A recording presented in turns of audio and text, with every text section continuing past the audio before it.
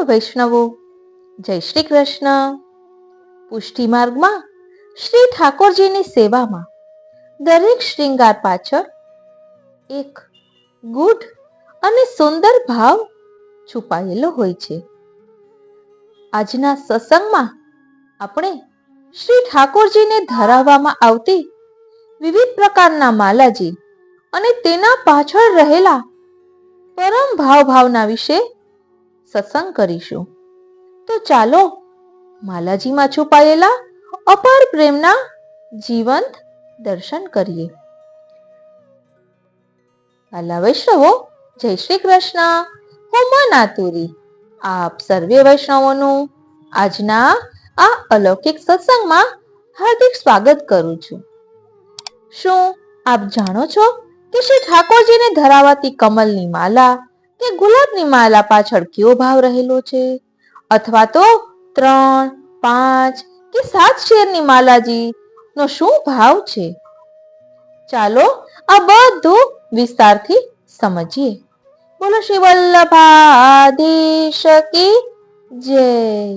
શ્યામ સુંદર શ્રી અમને મહારાણી જો કી જય.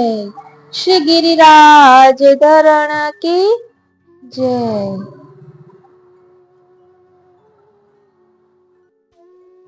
પ્રિય વૈષ્ણવો, શ્રી ઠાકોરજી કંઠમાં અનેક પ્રકારની માળાઓ ધારણ કરે છે.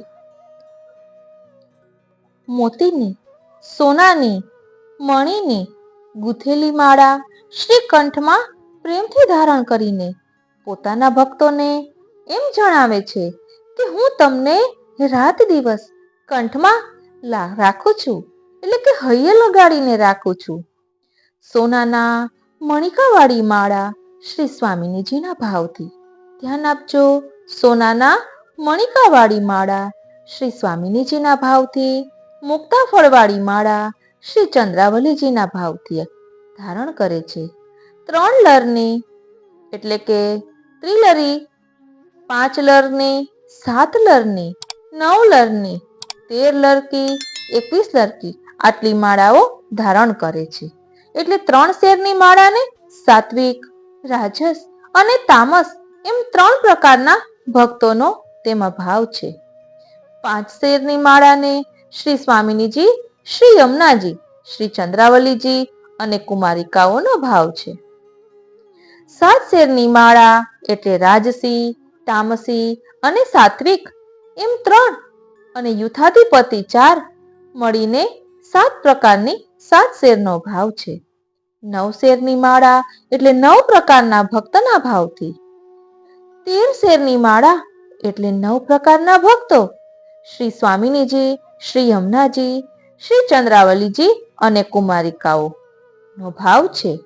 21 શેરની માળા એટલે 10 પ્રકારના ભક્ત શ્રુતિ રૂપામાં અને 9 પ્રકારના ભક્ત કુમારિકામાં તથા સાત્વિક, રાજસ, રાજસી એમ મળીને 21 શેરની માળાનો ભાવ છે.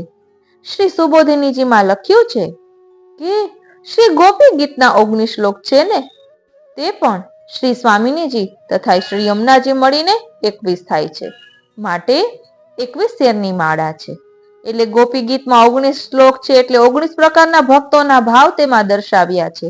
એટલે એ 19 પ્રકારના ભક્તો અને શ્રી સ્વામિનીજી તેમજ શ્રી યમુનાજી એમ 21 શેરની માળાનો ભાવ છે. શ્રી ઠાકોરજી ભ્રમર રૂપે અનેક રૂપ ધારણ કરીને વનમાળા ઉપર બધા ભક્તોના રસનો અનુભવ કરે છે. કોઈક વાર તુલસીની માળા ધારણ કરે છે, ત્યારે શ્રી સ્વામિનીજીના શ્રી અંગની સુગંધનો અનુભવ કરે છે. તે માટે કહ્યું છે કે પ્રિયા ગંધ સુરભી તુલસી ચરણ પ્રિયા. કમળના ફૂલોની માળા શ્રી સ્વામિનીજીના હૃદયનો ભાવ છે. માળા ધરતી વખતે શ્રી ઠાકોરજી પોતાના હૃદય સાથે શ્રી સ્વામિનીજીનું હૃદય મિલાવે છે તેવો ભાવ સમજવો. કંઠથી ચરણારવિંદ સુધી ધરેલી માળાને વનમાળા કહે છે. વૈજયંતી માળા એટલે ગ્રીવાથી કટી સુધી આવે છે. ફૂલોની માળાની વાત કરીએ તો પીળી ચમેલીની માળા શ્રી ઠાકોરજી ધારણ કરે ત્યારે શ્રી સ્વામિનીજીના શ્રી અંગનો વર્ણ એટલે રંગ એ ભાવ સમજવો. ધોળી ચમેલીની માળા શ્રી ચંદ્રાવલીજી ના શ્રી અંગનો ભાવ સમજવો. મોગરાના ફૂલની માળા શ્રી ચંદ્રાવલીજીના દાંતની હરોળ એટલે કે લાઈનનો ભાવ સમજવો. ચંપાના ફૂલોની માળા શ્રી કુમારિકાઓનો ભાવ સમજવો. ગુલાબના ફૂલની માળા શ્રી સ્વામીજીના હાસ્યથી ફૂલ ઝરે છે તે ભાવ સમજવો. કોયલના ફૂલમાં શ્રી યમુનાજીનો ભાવ છે. આ ભાવ વિચારી ફૂલોની માળા ધરવી. માલાજીમાં જે થાક આવે છે ને તે શ્રી સ્વામીજીનું સ્વરૂપ છે. થાક બનાવતી વખતે આપણે શ્રી રાધાજીને પન્ના, માણેક, મોતી, હીરા વગેરેથી શ્રૃંગાર કરી રહ્યા છીએ તેવો ભાવ કરવો. આપણે માલાજી શ્રી ઠાકોરજીને ધરાવીએ તે શ્રી સ્વામિનીજી એટલે કે શ્રી રાધિકાજી વ્રજભક્તો સહિત શ્રી યમુનાજી કિનારે ભેગા થઈને શ્રી ઠાકોરજીના હૃદયે ભેટવા જઈ રહ્યા છે તેવો ભાવ રાખવો. માલાજી જે પાટ પર બનાવીએ છીએ તેમાં શ્રી યમુનાજીના કિનારાનો ભાવ જાણવો. યમુના કિનારે બધા વ્રજભક્તો શ્રી સ્વામિનીજી સહિત ભેગા થઈ એક સૂત્રે પરોવાય શ્રી ઠાકોરજીને ભેટવા જાય છે તેવો ભાવ રાખવો. બોલો શ્રી વલ્લભાધીશ કી જય. એટલે અહીં એ સમજવાનું છે કે આપણા પુષ્ટિ માર્ગમાં બધું સ્વરૂપાત્મક છે, માટે જરા પણ અપરાધ ન થાય તેનું ધ્યાન રાખવું. અને આ માલાજીની વાત આવી એટલે પ્રસંગ યાદ આવે છે કે એક વૈષ્ણવને શ્રી ગુસાઈજીએ માલાજીનો ભાવ સમજાવ્યો હતો. કેમ કે ફૂલઘરની સેવા કરતા હતા તો એમને પછી ખૂબ તાપ થઈ રહ્યો હતો કે માલાજીમાં ના ફૂલો તો વ્રજભક્તોનું સ્વરૂપ છે અને તેમને આ સોય ભરાવવું ઓ શ્રીનાથજી તો કેવડો મોટો અપરાધ થાય. પછી તેમણે શ્રી ગુસાઈજીને આ વાત કરી ત્યારે શ્રી ગુસાઈજીએ કહ્યું કે બધું જ સ્વરૂપાત્મક છે, એટલે આ સોય છે એ સોય નથી પરંતુ સૂચિ છે, સૂચન કરે છે કે હવે જલ્દી પ્રભુથી મિલન થશે. એટલે વ્રજભક્તો હોશે હોશે સોય દ્વારા દોરામાં પરોવાય છે અને પ્રભુના કંઠે લાગે છે. એક વખત પ્રભુના કંઠે લાગ્યા પછી બહાર આવતા તે કરમાઈ જાય છે, કારણ કે તેને પ્રભુનો વિરહ થાય છે. આમ સેવા ભાવનાનો ખૂબ ઊંડાણપૂર્વક વિચાર કરવાથી આપણને ખ્યાલ આવે કે કોઈ સેવા નાની કે મોટી નથી. જે કંઈ પણ કરવા મળે તે અહોભાગ્ય માનીને કરવું અને તેમાં પણ ક્યાંય જબરદસ્તી કે હું કરું એમ ન આવવું જોઈએ. અહીં ફૂલના માલાજીની વાત આવી એટલે ઇન્દિરા બેટીજીના વચનામૃત યાદ આવે છે. તેમાં આપે 4 ગોપીજનોના ભાવ પણ સમજાવ્યા હતા. એટલે શ્રી સ્વામિનીજીના યુથના, શ્રી ચંદ્રાવલીજીના યુથના, લલિતાજીના યુથના અને શ્રી યમુનાજીના યુથના. શ્રી યમુનાજીના યુથના જે ગોપીજનો છે તે બધાને આગળ કરે છે કે પોતે જ બધું કરવું, હું કરવું એવું નહીં, એકદમ નરમાસ વાળા છે. એવી જ રીતે કુમારિકાજીના યુથના એટલે કે લલિતાજીના યુથના થોડાક શરમાળ હોય છે. આપણે કેમ હજી ઓ શ્રીનાથજી કેમ સમજાવું પ્રભુ, ઓ શ્રીનાથજી એટલે આપણે કોઈ પ્રિય હોય પરંતુ તેને મળવા જતા અચકાતા હોઈએ, એટલે આ બધું અલૌકિકમાં લેવાનું છે. એટલે આપણે કોકને સાથે લઈને જઈએ, પછી આપણે જેની સાથે જતા હોય એ પણ આપણને અડચણરૂપ લાગવા લાગે. એ કુમારિકાના યુથના છે એટલે થોડાક સહેમેલા હોય, પહેલી વાર બધી સેવા મળતી હોય એટલે અચકાતા હોય કે કઈ ભૂલ તો નહીં થાય ને એ રીતે. અને સ્વામિનીજીના યુથના હોય તેમાં થોડીક સત્તાનો ભાવ હોય છે કે આ મારે જ કરવાનું, એવી રીતે વર્ણન કર્યું હતું. અને ચંદ્રાવલીજીના યુથના એટલે પરકીયા ભાવ, એટલે અત્યારે જેમ કે જે પરણેલી સ્ત્રીઓ છે એ પણ આપણે લઈ શકીએ કે પરણેલી સ્ત્રીઓ શું કરે કે ગમે તેમ કરીને થોડોક સમય બચાવીને ઠાકોરજીમાં ગમે એમ રીતે વિનિયોગ થાય એવો વિચાર કરે કે ક્યાંકથી સમય બચાવી લઉં, કોઈને ખબર ના પડે અને કરી લઉં.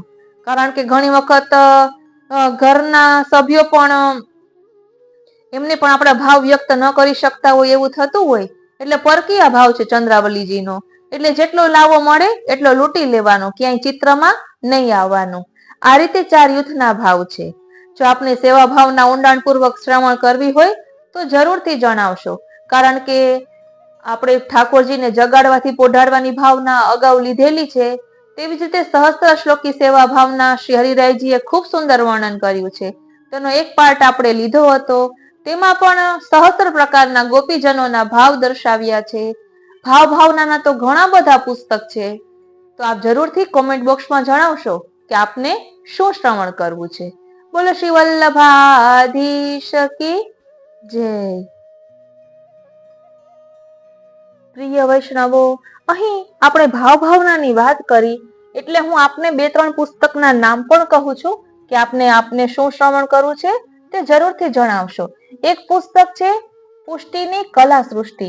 તેમાં ટેરાની ભાવના, એકો એક સિંહાસનની ભાવના, એકો એક ઠાકોરજીથી કનેક્ટેડ જે બધું સાહિત્ય હોય ને તેની ભાવના દર્શાવી છે. એવી જ રીતે અત્યારે મેં નામ કીધું ને પુષ્ટિની કલા સૃષ્ટિ, તે ગુજરાતીમાં છે. એવી જ રીતે પુષ્ટિ સેવા સાગર છે, તે કદાચ વ્રજભાષામાં છે. તેમાં પણ ભાવના દર્શાવી છે. એવી જ રીતે દ્વાદશ કુંજની ભાવના છે જે આપણે અગાઉ લીધી છે. તો આપને શું શ્રવણ કરવું છે તે જરૂરથી જણાવશો. એવી જ રીતે શ્રીનાથજી સેવા રસોદધી પુસ્તક છે. તેમાં જલઘરિયાની ભાવના, મુખિયાજીની ભાવના, શ્રીનાથજીના મંદિરની ભાવના, એ બધું પણ ખૂબ સુંદર રીતે વર્ણન કર્યું છે. માટે કોમેન્ટ બોક્સમાં જરૂરથી જણાવશો કે આપને શું શ્રવણ કરવા માટેની તાલાવેલી છે. આજનો આ સત્સંગ શ્રીનાથજી, શ્રી યમુનાજી, શ્રી મહાપ્રભુજીના ચરણારવિંદમાં સમર્પિત કરું છું અને એ જ વિનંતી ધરું છું કે અહીં દર્શાવેલા ભાવને અમે અમારા આત્મપટલ પર ધારણ કરી શકીએ એવી કૃપા કરો. વાલા વૈષ્ણવો, હજી એક કહીશ કે નાથ દ્વારામાં કદાચ હીરામાં હરિપ્રિયા, હા ઓ શ્રીનાથજી, હરિપ્રિયાજી કરીને એક વૈષ્ણવ ફૂલની સેવા કરતા, એમના હાથનો જો થાક જ્યાં સુધી શ્રીનાથજીને ધરાવવામાં ન આવે તો એ માલા વળી થઈ જતી. એ પ્રસંગ પણ હું ગોતી રાખીશ. મેં કાલિંદી બેટીજીના વચનામૃતમાં સાંભળ્યો હતો.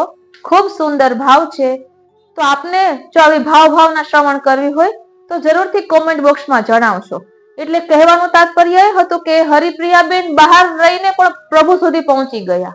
એટલે ઘણી સેવા એવી હોય છે કે બહાર રહીને પણ અંદર સુધી પહોંચી શકાય છે.